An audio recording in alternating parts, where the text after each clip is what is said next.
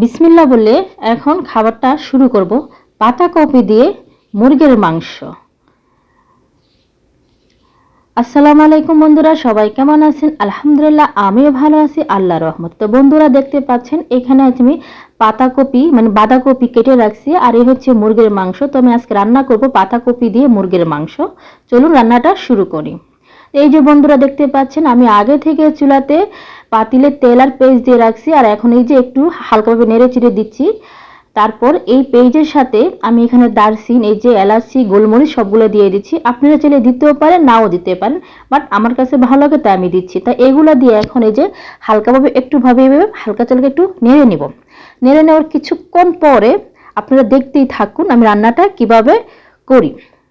তো দেখেন আমার মশলাটা কষানো হয়ে গেছে। এখানে আমি সব ধরনের মশলা দিয়ে দিছি, হলুদ থেকে ধরে যা যা লাগে একটা তরকারি রান্না করার সবগুলো দিয়ে দিছি। তো মশলাটা আমার এখন কষানো হয়ে গেছে। আর দেখেন মশলার কালারটা হয়তো একটু অন্যরকম, কারণ যেহেতু আমি মরিচ খাই না তাই মরিচ তো দেই না, বাট মশলাগুলো আমি একটু খুব কম কম দিই। দেখ আমি তো খেতে পারি আলহামদুলিল্লাহ। তো আপনারা চাইলে মশলা বেশি করে দিতে পারেন। আর এখন আমি এই যে আমার কেটে ধুয়ে রাখা পরিষ্কার করা মুরগির মাংসগুলো দিয়ে দিচ্ছি। আর এখন মুরগির মাংসগুলো যে দেখেন আমি মশলার সাথে নেড়ে ছেড়ে নিচ্ছি। কিছুক্ষণ আমি মাংসটা এভাবে নেড়ে চেড়ে কষিয়ে দিব। এই যে এখন আমি এটা ঢাকনাটা ঢেকে দিয়েছিলাম কিছুক্ষণ আগে, আর এই যে দেখেন ঢাকনাটা উঠিয়ে নিচ্ছি। দেখেন আমার মাংসটা কেমন হয়েছে, কালারটা দেখতে পাচ্ছেন। আমি আবার এটাকে নেড়ে ছেড়ে দিচ্ছি, দেখতে পাচ্ছেন। এভাবে 10 মিনিট মতন কষাতে হবে। তো আপনারা দেখতেই থাকুন দেখেন আমি কিভাবে রান্না করতেছি। তো এখন আমি এখানে একটু পানি দিয়ে দিচ্ছি, যেহেতু মাংস একটু সিদ্ধ হতে হবে।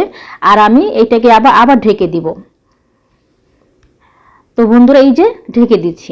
এখন আমি ঢাকনাটা আবার সরিয়ে নিলাম। দেখেন আমার মাংসটা সিদ্ধ হয়ে এসেছে আর কষানো হয়ে গেছে। এখন আমি এই মুরগির মাংসের সাথে পাতাকপিটা অ্যাড করব। এই যে এইদিকে আমার ধুয়ে কেটে রাখা পরিষ্কার করা পাতাকপি এখন আমি পাতিলে দিয়ে দেবো। দেখেন মাংসের সাথে দিয়ে দিব। এই যে এখন পাতাকপিটা আমি দিয়ে দিচ্ছি। এইভাবে পাতাকপি সবগুলা পাতাকপি দিয়ে দিব। অনেকে হয়তো বাঁধাকপি বলে, হ্যাঁ আমি পাতাকপি বলি। তো সবগুলা পাতাকপি দেওয়ার পরে আমি এইটারে কি করব, একটা চামচ দিয়ে বাট এই যে ধুজি দিয়ে এটাকে নেড়ে চিড়ে দিব। বাট এখন আমার দেওয়া শেষ হয়নি, যে পাতাকপিগুলো দিচ্ছি। যেহেতু আমার ক্যামেরাম্যান নেই, আমি একাই ক্যামেরা ভিডিও বানাতে হয়, আর একাই ক্যামেরাম্যান, তো এক হাত দিয়ে মোবাইল দিচ্ছি আর এক হাতে পাতাকপি দিতেছি। আর এই যে দেখেন আমি ধুজি দিয়ে এখন এটাকে নেড়ে চিড়ে দিচ্ছি।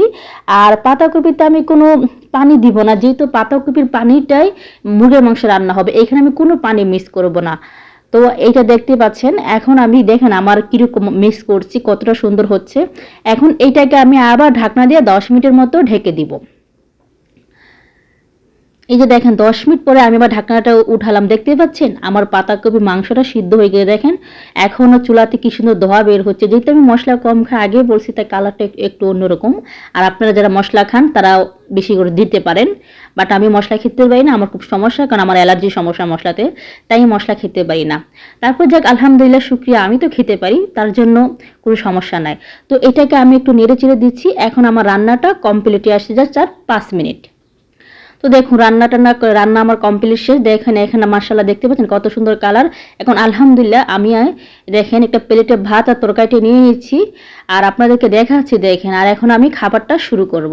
দেখতে পাচ্ছেন কত সুন্দর কালার। ভিডিওটা ভালো লাগলে অবশ্যই লাইক কমেন্ট সাবস্ক্রাইব করবেন। আল্লাহ হাফেজ।